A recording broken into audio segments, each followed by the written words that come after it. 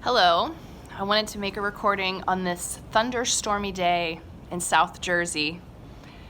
It's July 5th, 2020, in the midst of this continued pandemic, and I wanted to do a reading today from A Course in Miracles. My lesson for today is 135. If I defend myself, I am attacked. Who would defend himself unless he thought he were under attack, that the attack were real, and that his own defense could save himself? And herein lies the folly of defense. It gives illusions full reality and then attempts to handle them as real. It adds illusions to illusions, thus making correction doubly difficult.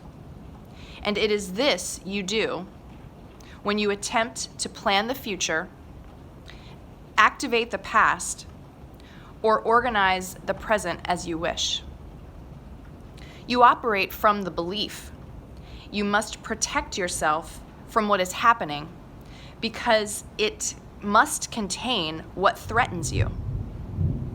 A sense of threat is an acknowledgement of an inherent weakness, a belief that there is danger, which has power to call on you to make an appropriate defense. The world is based on this insane belief. All of its structures, all its thoughts and doubts, its penalties and heavy armaments, its legal definitions and its codes, its ethics and its leaders and its gods, all serve but to preserve its sense of threat.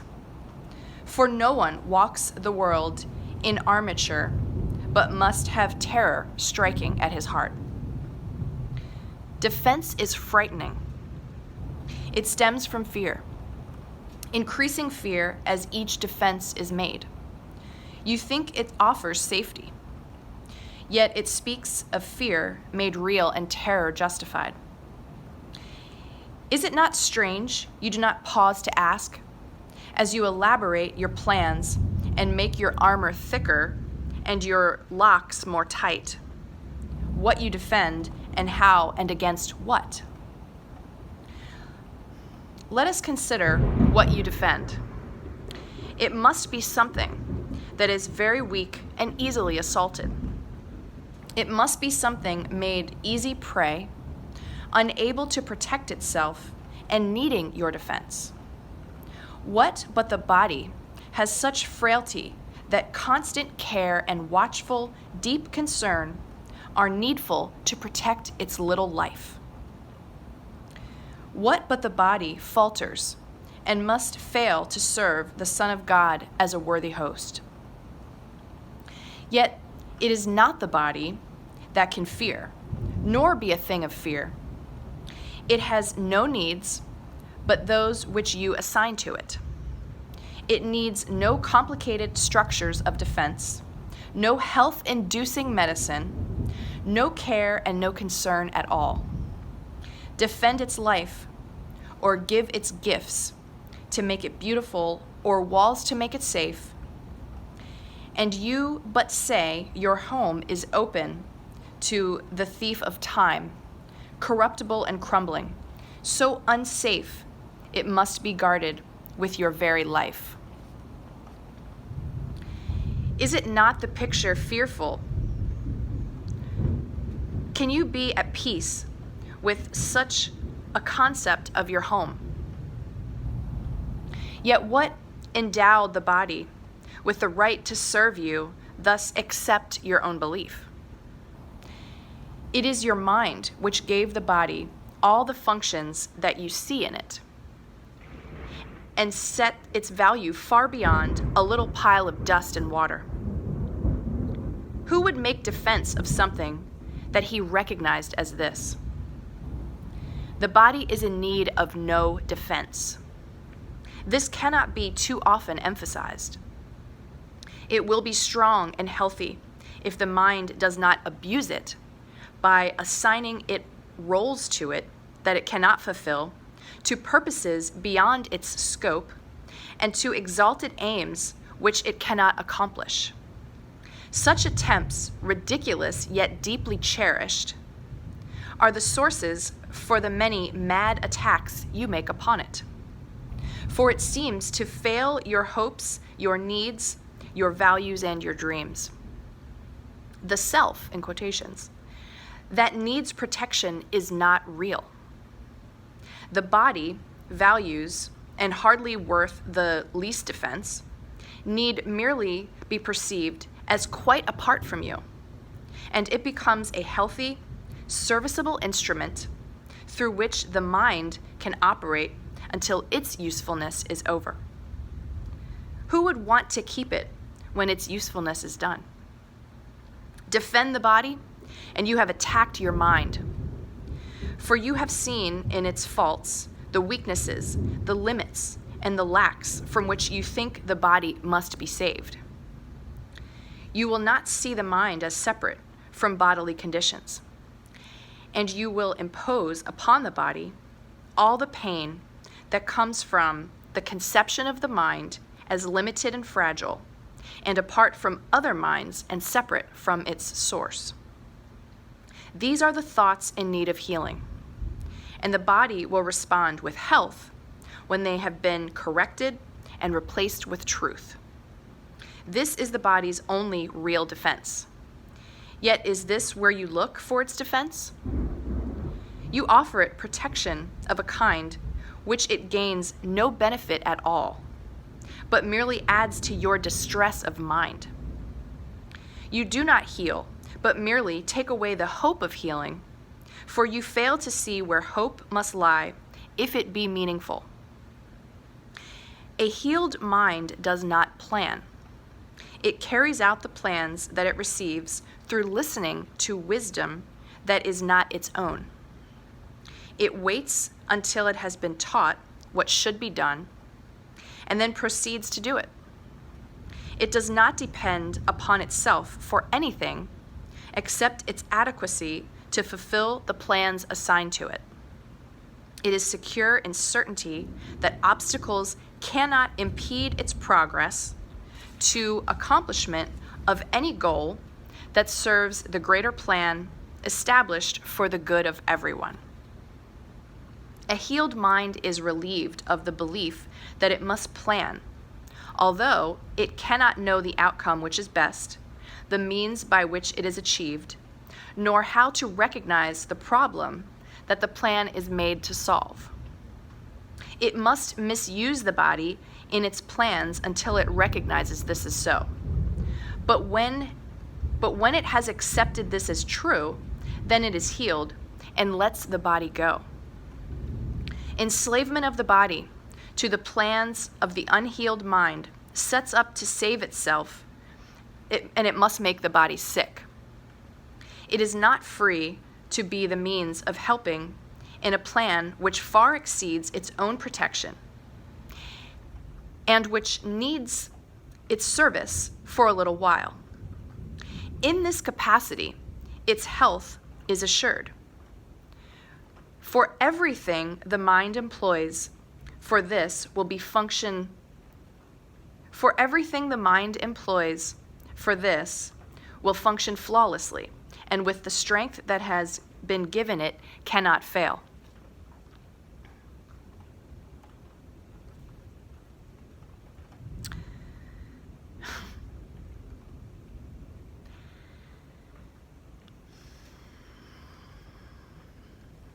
Power just went off, and so my phone was alerting me that I had to switch to Wi-Fi, or switch to cellular data. Anyway, back to this.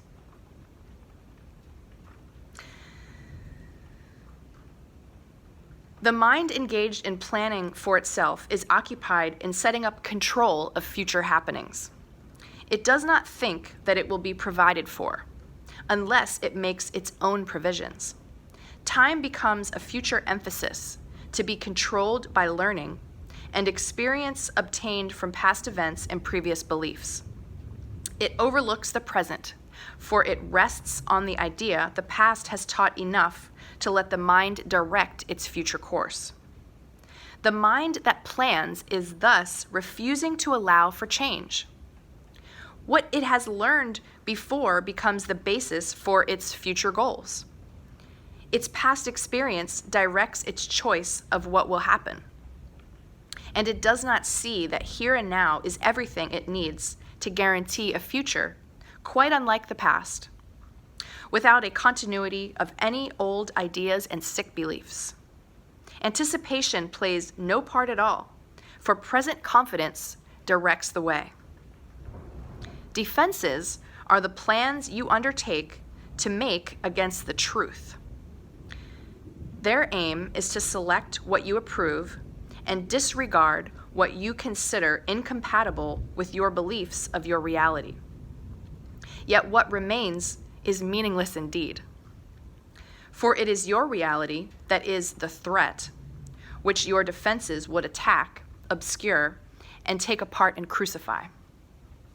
What would you not accept if you but knew that everything that happens, all events, past, present, and to come, are gently planned by one whose purpose is your good? Perhaps you have misunderstood his plan, for he would never offer pain to you. But your defenses did not let you see his loving blessing shine in every step you ever took. While you made plans for death, he led you gently to eternal life. Your present trust in him is the defense that promises a future undisturbed, without a trace of sorrow, and with joy that constantly increases as this life becomes a holy instant, set in time, but heeding only immortality. Let no defense but your present trust direct the future, and this life becomes a meaningful encounter with the truth that only your defenses would conceal. Without defenses, you become a light which heaven gratefully acknowledges to be its own. And it will lead you on in ways appointed for your happiness, according to the ancient plan begun when time was born. Your followers will join their light with yours, and it will be increased until the world is lighted up with joy. And gladly will our brothers lay aside their cumbersome defenses, which availed them nothing and could only terrify. We will anticipate that time today with present confidence, for this is part of what was planned for us. We will be sure that everything we need is given us for our accomplishment of this today. We make no plans for how it will be done, but realize that our defenselessness is all that is required for the truth to dawn upon our minds with certainty. For 15 minutes twice today, we rest from senseless planning and from every thought that blocks the truth from entering our minds. Today, we will receive instead of plan, that we may give instead of organize. And we are given truly, as we say, if I defend myself, I am attacked. But in defenselessness, I will be strong, and I will learn what my defenses hide. Nothing but that. If there are plans to make, you will be told of them. They may not be the plans you thought were needed, nor indeed the answers to the problems which you thought confronted you. But they are answers to another kind of question, which remains unanswered, yet in need of answering until the answer comes to you at last. All your defenses have been aimed at not receiving what you will receive today. And in the light and joy of simple trust, you will but wonder why you ever thought that you must be defended from release. Heaven asks nothing. It is hell that makes extravagant demands for sacrifice. You give up nothing in these times today when, undefended, you present yourself to your Creator as you really are. He has remembered you. Today, we will remember him. For this is Easter time in your salvation.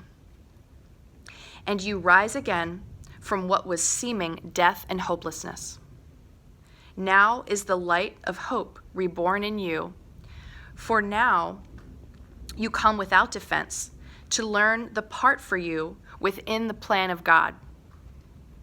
What little plans or magical beliefs can still have value when you have received your function from the voice for God himself? Try not to shape this day as you believe would benefit most, for you cannot conceive of all the happiness that comes to you without your planning. Learn today, and all the world will take this giant stride and celebrate your Easter time with you. Throughout this day, as foolish little things appear to raise defensiveness in you and tempt you to engage in weaving plans, remind yourself this is a special day for learning, and acknowledge it with this: this is my Easter time, and I would keep it holy. I will not defend myself, because the Son of God needs no defense against the truth of his reality. Thank you for watching today. Hopefully all of you are doing well and waking up to what's really happening out there. Take care.